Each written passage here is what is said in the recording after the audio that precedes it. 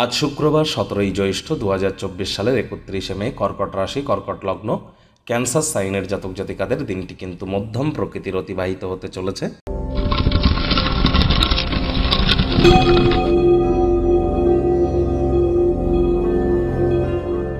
ভিডিওটির শুরুতেই স্ক্রিনে আপনারা দেখতে পাচ্ছেন শুক্র গ্রহের বীজ মন্ত্র ওম দ্রাং দ্রিং দ্রং স শুক্রায় নমঃ।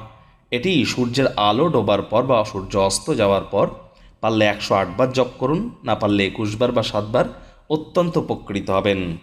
প্রেমে সফলতা পাবেন কি পাবেন না, প্রেম করে বিবাহ হবে কি হবে না, ছবি আঁকা, নাচ গান, নাটক, অভিনয়, ফিল্মি দুনিয়া, সিরিয়ালে যারা কাজ করেন বা যারা ক্যাটারিং, বিউটি পার্লার বা পারফিউম, রেস্তোরাঁ, হোটেলে যারা কাজ করেন বা এই ধরনের বিজনেস করেন বা গার্মেন্টস বা মডেলিং, ফ্যাশন, ফটোগ্রাফি, তাদের ক্ষেত্রে কিন্তু শুক্রের মজবুতি অত্যাবশ্যক।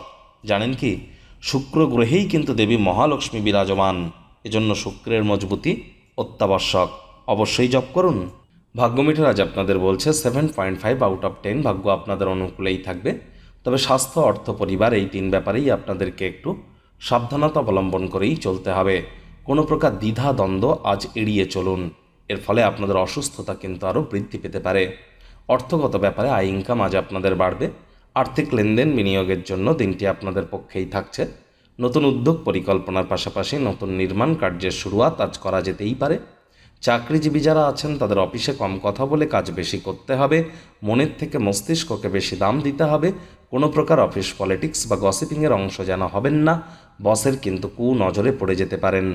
রাজনীতিবিদ যারা আছেন জনসংযোগ বৃদ্ধি করুন, সমাজসেবা, দান ধ্যান, ধর্মীয় ক্রিয়াকলাপে অগ্রণী ভূমিকা নিন, সমাজে পপুলারিটিও আপনাদের ইনক্রিজ করবে। শিক্ষার্থী বিদ্যার্থীরা যে কোনো প্রকার পরীক্ষা প্রতিযোগিতায় অংশগ্রহণ করলে অবশ্যই সফল হবেন। উচ্চশিক্ষার জন্য যারা বিদেশ যাত্রার কথা ভাবছিলেন, ভাগ্যদেবীও কিন্তু আজ আপনাদের পক্ষেই আছেন। আজ আপনাদের সন্তান সন্ততি থেকে থাকলে তারাও তাদের কৃতিত্বের দ্বারা আপনাদেরকে গর্বিত অনুভব করাবে। প্রেমিক প্রেমিকা, স্বামী স্ত্রী উভয়ের ক্ষেত্রেই বলবো, ফুল ফুটুক আর না ফুটুক, আজ আপনাদের প্রেমের বাগানে বসন্ত। দিনটিকে যতটা সম্ভব রোম্যান্টিক করে তোলা যায় সেই প্রচেষ্টাই তো আপনাদের করা উচিত। অবিবাহিতদের বিবাহের যোগ পরিলক্ষিত হচ্ছে। যারা প্রেমে পড়েননি তাদের জীবনে স্বপ্নের নারী বা পুরুষের আগমন আজ কিন্তু হতেই পারে। একটু প্রচেষ্টা আপনাদেরকেও করতে হবে। আজ কোনো প্রকার তর্ক বিতর্ক যেন করবেন না, দ্বিধাদ্বন্দ্বের মধ্যে যেন পড়বেন না। মেজাজকে নিয়ন্ত্রণে রাখুন, হুটহাট করে রেগে যেতে পারেন, যার কারণে মূল্যবান সময়ও কিন্তু নষ্ট হতে পারে।